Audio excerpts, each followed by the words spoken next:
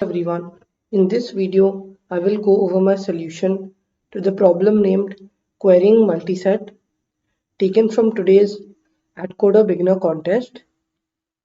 This problem is an excellent problem to introduce you to the concept of lazy updates in a multiset data structure. So if you don't know anything about lazy updates, this problem is a great problem to introduce you to this useful technique. However, you must know what the multi-set data structure is to solve this problem. So in this problem, we are given Q queries, where each query can be one of the following types. Type 1 query is when we add an integer x, or we basically insert an integer x to the collection of all integers so far. So initially we are starting out with an empty collection. There's nothing in our bag. And then we basically add an integer x to the collection. Or the second type of query is we add a value x to all integers. So for each integer in our collection, we add a value x. And the third type of query is we need to find the smallest integer in the collection of all integers. So firstly, it can be noted that a segment tree with lazy propagation may be able to solve this problem, but this problem can actually be solved in a much easier way without even knowing what a segment tree is or what lazy propagation is. So let's understand our approach. So the first key idea will be, since we need to eventually answer or print the smallest integer in the collection of all integers, let's use a multi-step data structure. Also, the problem name is called querying multiset, so automatically multiset data structure should come to your mind. So that's our first idea. We'll use a multiset data structure to store all the integers. The second key idea is about the lazy updates. So there are two key ideas. The first one was the multiset data structure and the second one is the lazy update. So now let's introduce the concept of lazy update. So what is lazy update? The lazy technique is basically based on the fact that we should not go and manually update each number in the multiset data structure or in any array. So we should not go and manually update each number. So we should not go for each number and manually add the value x. Instead, we should store a global variable which needs to be added to all the elements. So we'll instead make the use of a global variable which will be added to all the elements, and we'll update the number only when it is required to do so. So only when we need it or when required. So this is the key idea behind the lazy technique. So let's call the global variable sum, which we will use to, which will represent the number which should be added to all the elements. So let's call that global variable sum, and let's see how we can answer the three types of queries. So for the query of type 2, which is, or for the query of type 1 first, which is we basically need to add a new integer x, let's consider what will be the previous state of sum. So we know that sum stores the value which we should add to all elements. However, we should not reflect the previous updates. So let's say that there was update 1 or update 1 of type 1, update 2, update 3, and all these are of type 1. And let's say that so all these updates are of type 1, update 1, update 2, update 3. And let's say that the current update is the ith update, which is also of type 1. And let's say that the accumulated sum so far is sum. So when we have the type 1 query, which essentially gives us a value x, we know that we should not reflect this value of sum on x. So this is a key point to note. We should not reflect the update of sum to our value x because sum has come before. And that's why we'll basically consider the value x minus sum. So we will actually insert this number into our multiset data structure, because the value of sum should not be reflected on x, and that's why we subtract sum from x. And this will be clearer to you when we answer the type C query. So wait until that point if things are not very clear to you right now. So when we add a new integer x, we know sum should not be reflected in the new integer x, and that's why we subtract sum from x. And the reason for this is that in the type 3 query, we are adding back the value of sum. So let's say that when the time comes from the type 3 query, and let's say x should be the output, then at that time our new sum, x plus new sum, will effectively cancel out this minus sum.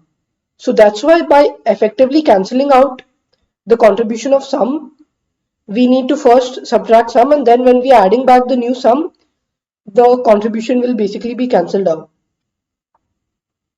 Now in type 2 query, we need to find the we need to update the sum because we are doing a lazy update. So for that, it should be very intuitively obvious to you that we just add the value of x to sum, because we know that all the elements need to be increased by x. So because all elements currently in the multiset need to be increased by x, we do sum plus equals to x. And in the type 3 query, which connects back to a type 1 query, we need to extract the least number from the multiset. So from the multiset data structure, we extract the least number. And over here, we reflect the updates on the number. So to reflect the updates of the number, we print x plus sum, where x is the first or the smallest element in the multiset. So by adding back sum, we know that we have correctly reflected all the updates on the number, because initially we removed the value of sum. So the initial sum for all these updates, so let's say that there were updates u1, u2, u3 up to ui, and all these updates are of type 1 for simplicity.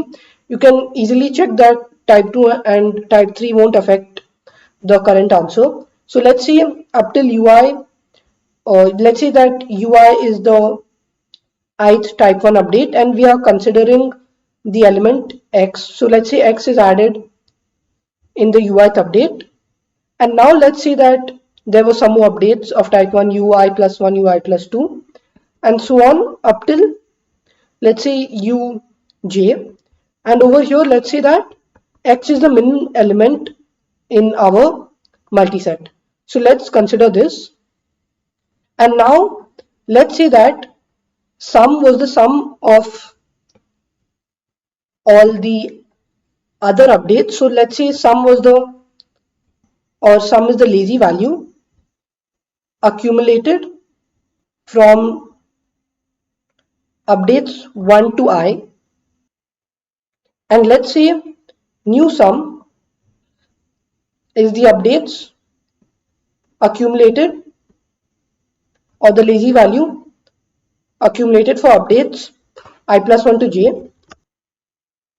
Or let's actually define new sum to be the lazy value accumulated for updates 1 to j, because note that in every type 2 query, or in every query where we are doing the lazy update, we are actually adding x. So that's why this sum will actually store the lazy value for all the updates from update number 1 to the current update. That's why in the ith update, the lazy value will store from 1 to I, and in the jth update, the lazy value will store from 1 to j. Now what we actually need, what the correct value of x will be, the x plus updates from I to j. And this value of updates from I to j is actually equal to new sum minus sum. And this is the key idea which motivates why we do x minus sum and then why we add back new sum. So now you can see that when we do x minus sum and then when we add back new sum, this is the correct value of x. So this is the correct value of x which we are going to print in the type 3 query. So that's all that's there in this whole problem, and this is where you should spend time thinking about like why this is correct, and this is the main reason, because new sum will store the updates from 1 to j, sum will store the updates from 1 to I, and because we need the updates from I plus 1 to j, or basically we need the updates from the moment I came to the moment I left, or from the moment x came to the moment x left, that is from I to j, we do new sum minus sum. So that's there in this problem, and let's just quickly look at the code. So in the code, I have a multiset of long s, and I have the value s, I have the value sum, which is the lazy value. Then for each query, I handle them separately. So if it's a type 1 query, then as I said, we insert x minus sum. If it's a type 2 query, we increase the lazy value by the value of x. So let's say the value is x, the increment is x, so sum will increase by x, the lazy value will increase by x, and in the final type of query, we just take the minimum element which is given by this quantity. So let's just say x is s dot begin. So this is the minimum element, and we'll print the minimum element plus sum, and this is actually the correct value of the minimum element, which I just explained many times in the whiteboard. And then we remove the beginning element, because they actually told us that we need to throw it away, we need to throw the number away after we have recorded the smallest number. So that's why we basically erase the beginning element, and that's all that's there in this code. So let's just quickly submit this code to see that it gets accepted. So as you could see, my code got accepted. I hope you like this video on my solution to this problem. And as you can see, we learned from this video how to perform lazy updates in a multi-set data structure. So this video basically gave you the essential beginnings of what lazy updates are and how we can effectively use lazy updates to update all values in any data structure. In this problem, it was a multi-set data structure. So we basically use lazy update to update all values in any data structure. And this is a very powerful technique which is used in many problems in many different ways.